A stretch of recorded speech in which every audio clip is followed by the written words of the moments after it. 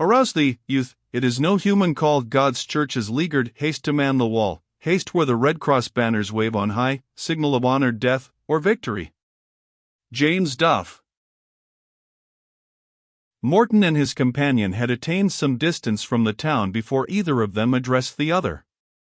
There was something, as we have observed, repulsive in the manner of the stranger, which prevented Morton from opening the conversation, and he himself seemed to have no desire to talk, until, on a sudden, he abruptly demanded, "What has your father's son to do with such profane mummeries as I find you this day engaged in?"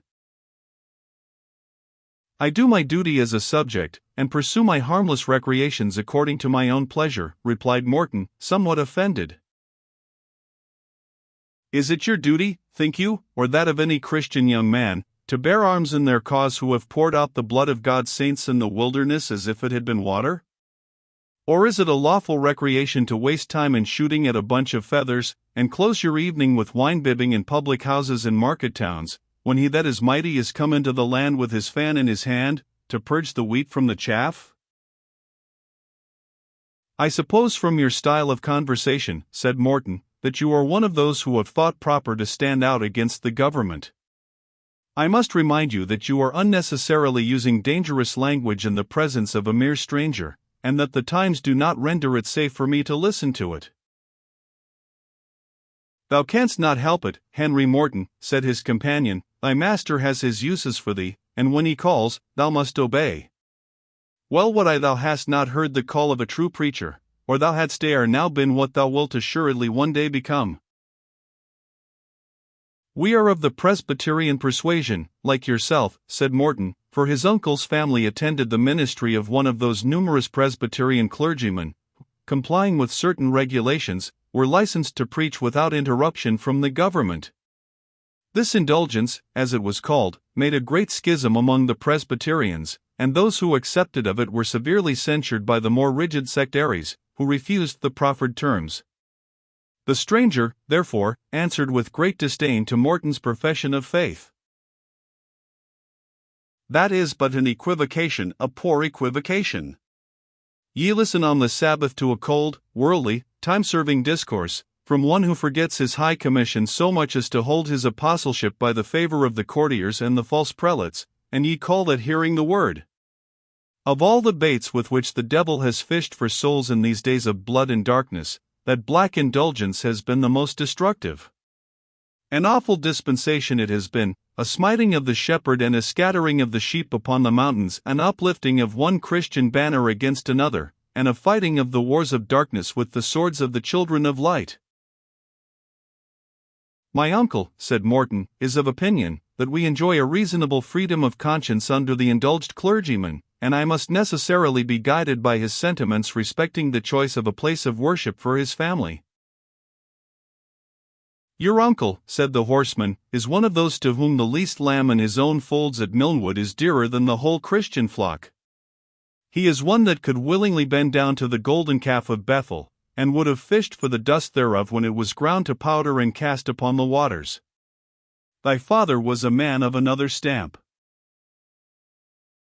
"My father," replied Morton, "was indeed a brave and gallant man. And you may have heard, sir, that he fought for that royal family in whose name I was this day carrying arms." "Aye, and had he lived to see these days, he would have cursed the hour he ever drew sword in their cause. But more of this hereafter. I promise thee full surely that thy hour will come, and then the words thou hast now heard will stick in thy bosom like barbed arrows. My road lies there." He pointed towards a pass leading up into a wild extent of dreary and desolate hills, but as he was about to turn his horse's head into the rugged path, which led from the high road in that direction, an old woman wrapped in a red cloak, who was sitting by the crossway, arose, and approaching him, said, in a mysterious tone of voice, "If ye be of our ain folk, gang na up the pass the night for your lives. There is a lion in the path, that is there. The curate of Brotherstane and 10 soldiers hae beset the pass, to hae the lives of ony of our puir wanderers that venture that gate to join wi Hamilton and Dingwall." "Have the persecuted folk drawn to any head among themselves?" demanded the stranger. "About 60 or 70 horse and foot," said the old dame, "but, yow, They are purely armed, and worse fended why victual. God will help his own, said the horseman. Which way shall I take to join them? It's a mere impossibility this night, said the woman. The troopers keep a sae strict a guard, and they say there's strange news come frae the east, that makes them rage in their cruelty mair fierce than ever. Ye maun take shelter some gate for the night before ye get to the muirs, and keep yoursel in hiding till the grey o' the morning, and then you may find your way through the drake moss. When I heard the awfu' threatenings o' the oppressors, I e'en took my cloak about me, and sate down by the wayside, to warn ony of our puir scattered remnant that chanced to come this gate, before they fell into the nets of the spoilers. Have you a house near this, said the stranger, and can you give me hiding there?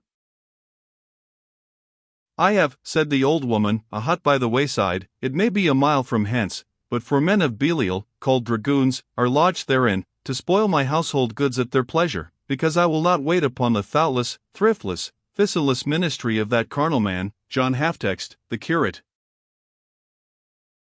Good night, good woman, and thanks for thy counsel, said the stranger, as he rode away. The blessings of the promise upon you, returned the old dame, may he keep you that can keep you. Amen, said the traveller, for where to hide my head this night, mortal skill cannot direct me.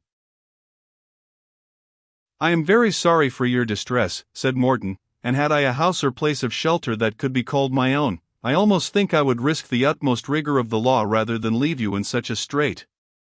But my uncle is so alarmed at the pains and penalties denounced by the laws against such as comfort, receive, or consort with intercommune persons, that he has strictly forbidden all of us to hold any intercourse with them.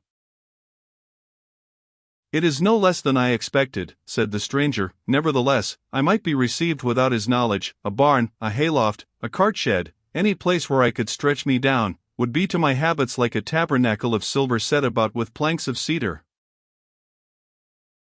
I assure you, said Morton, much embarrassed, that I have not the means of receiving you at Milnwood without my uncle's consent and knowledge, nor, if I could do so, would I think myself justifiable in engaging him unconsciously in danger, which, most of all others, he fears and deprecates. Well, said the traveller, I have but one word to say. Did you ever hear your father mention John Balfour of Burley? His ancient friend and comrade, who saved his life, with almost the loss of his own, in the Battle of Long Marstonmoor, often, very often. I am that Balfour, said his companion.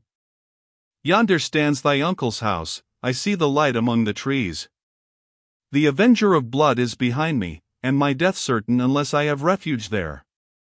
Now, make thy choice, young man, to shrink from the sight of thy father's friend, like a thief in the night, and to leave him exposed to the bloody death from which he rescued thy father, or to expose thine uncle's worldly goods to such peril, as, in this perverse generation, attends those who give a morsel of bread or a draught of cold water to a Christian man, when perishing for lack of refreshment.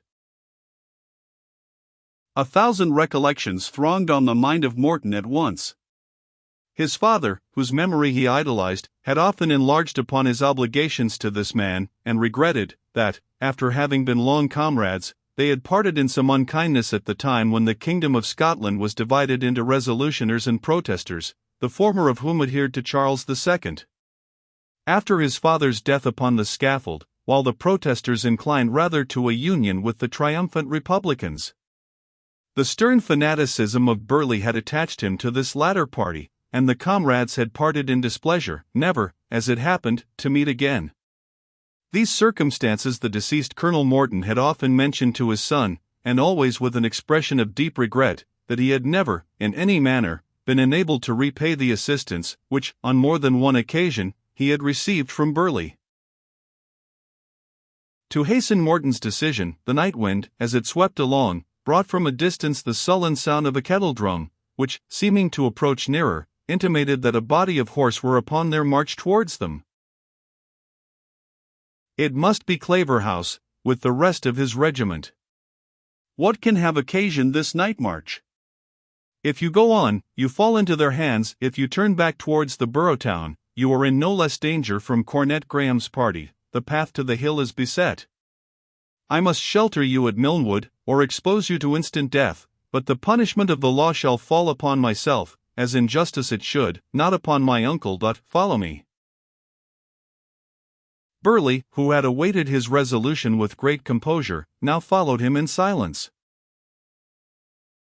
The house of Milnwood, built by the father of the present proprietor, was a decent mansion, suitable to the size of the estate, but, since the accession of this owner, it had been suffered to go considerably into disrepair.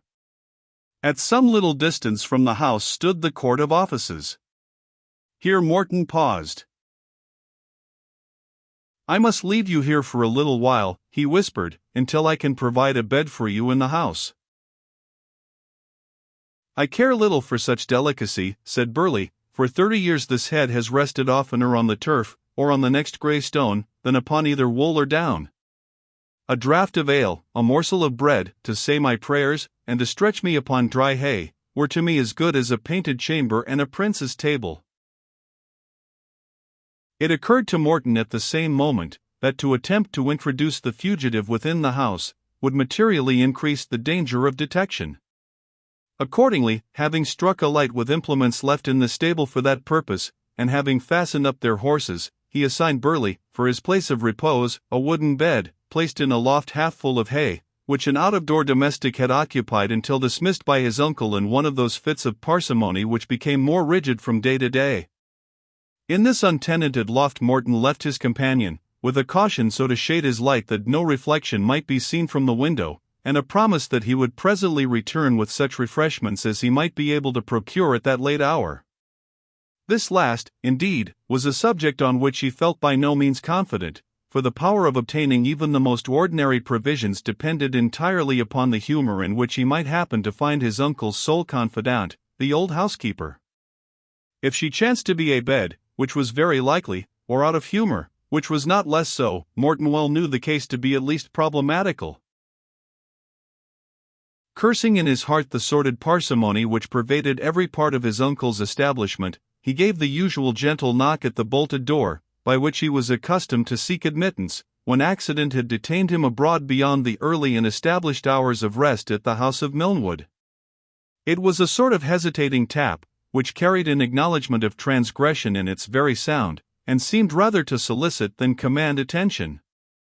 After it had been repeated again and again, the housekeeper, grumbling betwixt her teeth as she rose from the chimney corner in the hall, and wrapping her checked handkerchief round her head to secure her from the cold air, paced across the stone passage, and repeated a careful "Was there at this time o' night," more than once before she undid the bolts and bars, and cautiously opened the door.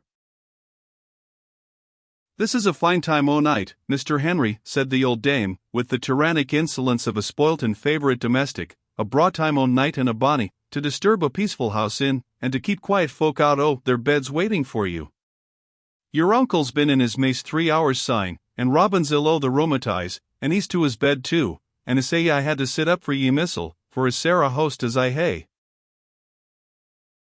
Here she coughed once or twice, in further evidence of the egregious inconvenience which she had sustained. "Much obliged to you, Alison, and many kind thanks.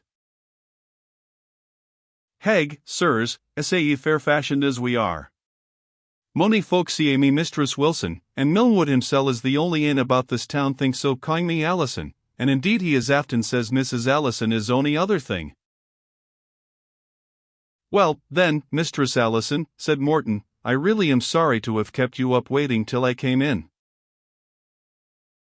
"And now that you are come in, Mr. Henry," said the cross old woman, "what for do you no tak up your candle and gang to your bed? And mind ye dinna let the candle sweel as ye gang along the wainscot parlour, and hot o' the house scouring to get out the grease again." "But, Alison, I really must have something to eat, and a draught of ale, before I go to bed." "Eat, and ale, Mr. Henry, my certie, ye're ill to serve. Do ye think we have e'en heard od your grand popinjay work yonder, and how ye bleezed away as muckle powther as wad hae shot of the wild fowl that will wad atween in Candlemas, and then ganging majoring to the piper's house via the idle loons in the country, and sitting there burling, at your poor uncle's cost, nae doubt, via the scaff and raff o' the waterside, till sundown, and then coming hame and crying for ale, as if ye were maester and mare. Extremely vexed, yet anxious, on account of his guest, to procure refreshments if possible, Morton suppressed his resentment, and good-humoredly assured Mrs. Wilson that he was really both hungry and thirsty, and as for the shooting at the popinjay, I have heard you say you have been there yourself, Mrs. Wilson. I wish you had come to look at us. Ah, Maester Henry, said the old dame, I wish ye'd been a beginning to learn the way of blawing in a woman's lug why your Willie was, will, ye dinna practice them but on auld wives like me, the less matter. But tak heed o' the young queens, lad dot popinjay, ye think yoursel a braw fellow enow, and troth. Surveying him with the candle, there's nae fault to find why the outside, if the inside be conforming. But I mind, when I was a gilpie of a lassock, seeing the Duke, that was him that lost his head at London, folk said it wasna a very good aim, but it was I a sair loss to him, poor gentleman weel, he won the popinjay, for few cared to win it ower his grace's head, he had a comely presence, and when the gentles mounted to show their capers, his grace was as near to me as I am to you, and he said to me, tak tent o' yoursel, my bonny lassie, these were his very words, for my horses. Not very chancy. And now, as ye say ye had sae little to eat or drink, I'll let you see that I havena been sae unmindful o' you, for I dinna think it's safe for young folk to gang to their bed on an empty stomach. To do Mrs. Wilson justice, her nocturnal harangues upon such occasions not unfrequently terminated with this sage apothegm, which always prefaced the producing of some provision a little better than ordinary, such as she now placed before him. In fact, the principal object of her maundering was to display her consequence and love of power, for Mrs. Wilson was not, at the bottom, an ill-tempered woman, and certainly loved her old and young master, both of whom she tormented extremely, better than anyone else in the world. She now eyed Mr. Henry, as she called him, with great complacency, as he partook of her good cheer. Muckle good may it do ye, my bonny man. I trow ye dinna get sick a skirl in the pan as that at Neil Blaine's. His wife was a canny body, and could dress things very weel for ane in her line o' business, but no like a gentleman's housekeeper, to be sure.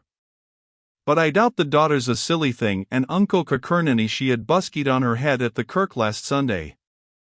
I am doubting that there will be news o' they bros.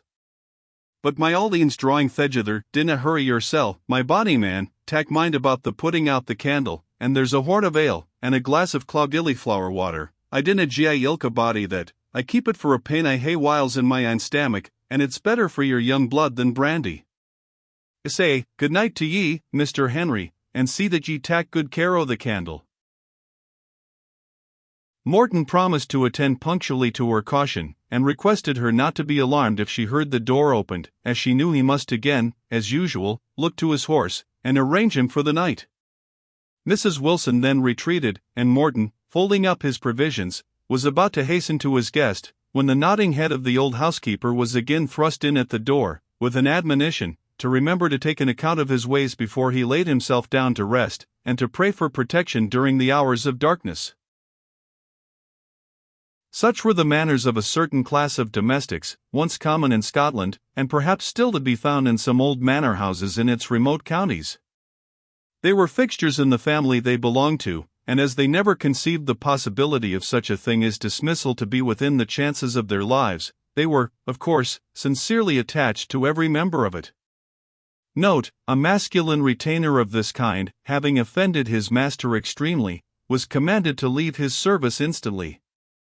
In troth and that will I not, answered the domestic, if your honour disna ken when ye hae a good servant, I ken when I hae a good master, and go away I will not. On another occasion of the same nature, the master said, John, you and I shall never sleep under the same roof again, to which John replied, with much, where the deal can your honour be ganging? On the other hand, when spoiled by the indulgence or indolence of their superiors, they were very apt to become ill-tempered, self-sufficient, and tyrannical, so much so, that a mistress or master would sometimes almost have wished to exchange their cross-grained fidelity for the smooth and accommodating duplicity of a modern menial.